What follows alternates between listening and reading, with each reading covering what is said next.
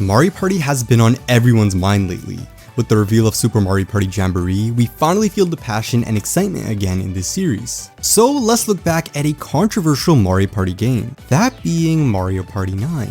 This is arguably the most hated entry in the series, however, it is my favorite. Part of the reason why I love it so much is due to the 12 creative boss battles that we've never seen in any entry before. And to my fellow Mario Party 9 fans, don't let anyone invalidate your opinions about this game, because we're all entitled to our own opinions, right? With that out of the way, on to the rankings. Number 12, Chain Chomp Romp. I'm very vocal about my dislikings, and surprisingly, I find a likeness to every single boss battle in this game. So being this low doesn't mean I hate it or even dislike it at all. This boss battle is pretty much a puzzle game, so the camera shows the tracks that lead to the cannons that attack Chain Chomp. Then it pans to the players who pick a cannon to score points. If a player picks an empty path, Chain Chomp will, chomp them, and they lose a point. And when you reach the halfway mark in the battle, more empty paths will appear, which results in more players possibly losing points. This boss battle is a bit too slow paced, which is why I didn't put it any higher. Number 11, Bombard King Bob-omb. Man, I love these boss battle names. The objective is to defeat King Bob-omb by tossing normal Bob-ombs at him. Every turn, 4 bombs are transported onto the platform via these conveyor belts, and players choose one to toss by pressing one of the shown buttons. It all sounds great, right? But the frustrating part is that it's all anonymous, so if 2 or more players pick the same bomb, guess what? They literally run into each other and are temporarily dazed, preventing them from throwing a bomb and obviously getting a point. At the halfway mark of the battle, if you run into the same bombs as your opponent, King Bob-omb will literally attack you. So it's a fun boss battle with your friends, but again, it's definitely a frustrating one. Number 10, Womp Stomp.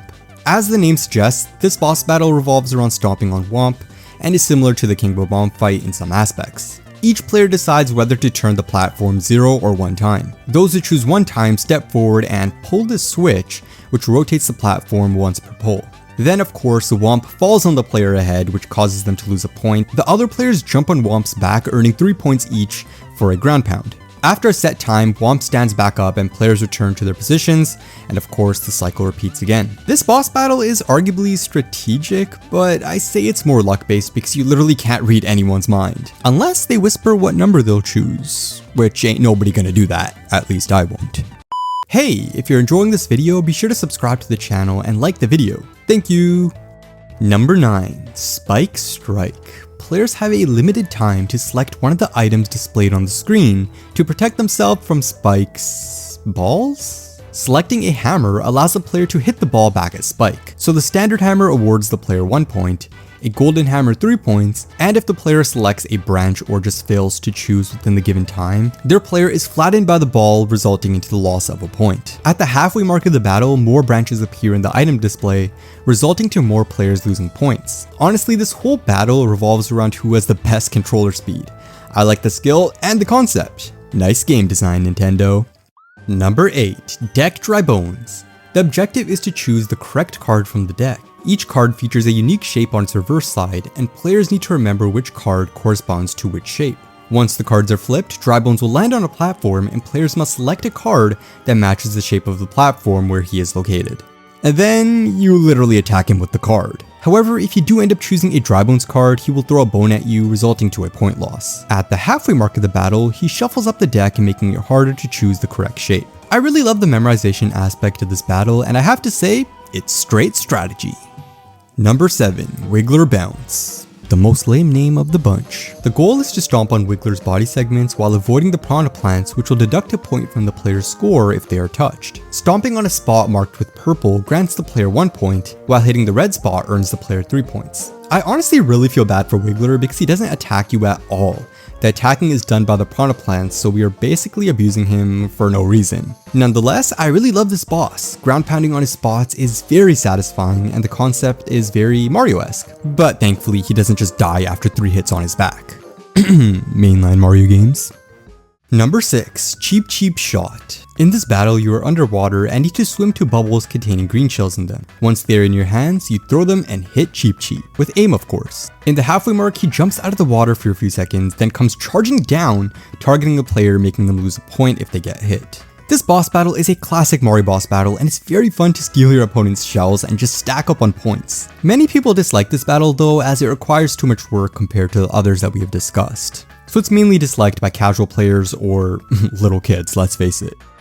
Number 5. Blooper Barrage. Players must aim and shoot at Blooper while he's jumping out of the water with a cannon. After staying out of the water for a few seconds, Blooper dives back in and each successful hit scores 1 point. Blooper attacks by throwing urchins at the players, which can be shot down and passed to your opponents. However, getting hit by an urchin deducts a point. And during the halfway mark, everything speeds up. But man, I must say hitting him with a cannon is so satisfying, because I always hated these enemies in Mario games. They always creeped me out, like, get away from me. Overall, the battle is very creative, and I love how they incorporated the urchins as an obstacle.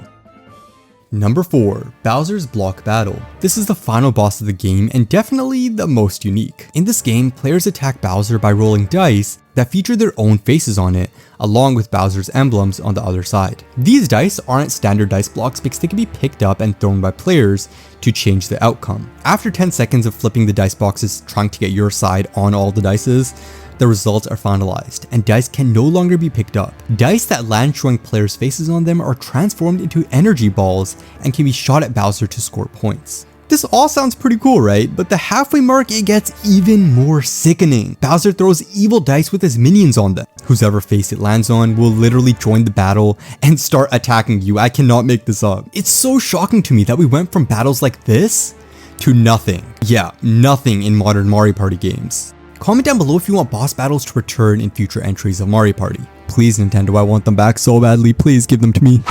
Number 3. King Boo's Puzzle Attack.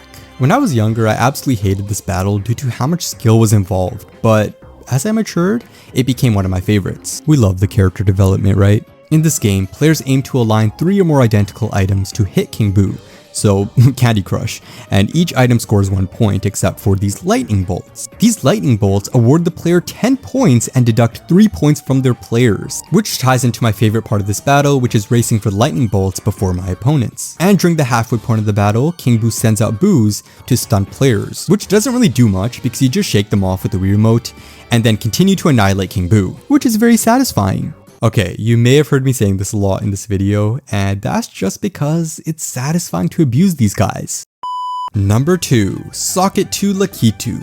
Damn, this title goes hard. The players must run around the field hitting blocks. The images on the blocks indicate what it releases when you hit it. If you hit the bullet bill image, then bullet bills are launched at Lakitu, earning the players 1 to 3 points. And if you hit the spiny image over here, then spiny eggs will come out and hatch into spinies that wander in a random direction, damaging players. They're really annoying. My favorite part of this battle is stealing my opponent's boxes and racking up all the points. However, I kinda wish it lasted longer since this boss battle ends relatively quickly. And number 1. Bowser Jr. Breakdown. Now this is very controversial since it's considered one of the worst boss battles by many players, due to the fact it's all luck based. However, I simply love how cinematic it is. The objective is to land on the star spaces on the gouge by rolling a dice. If you land on it, you get a point. Or 15 points. And if you land on the Bowser Jr. spaces, just watch what happens.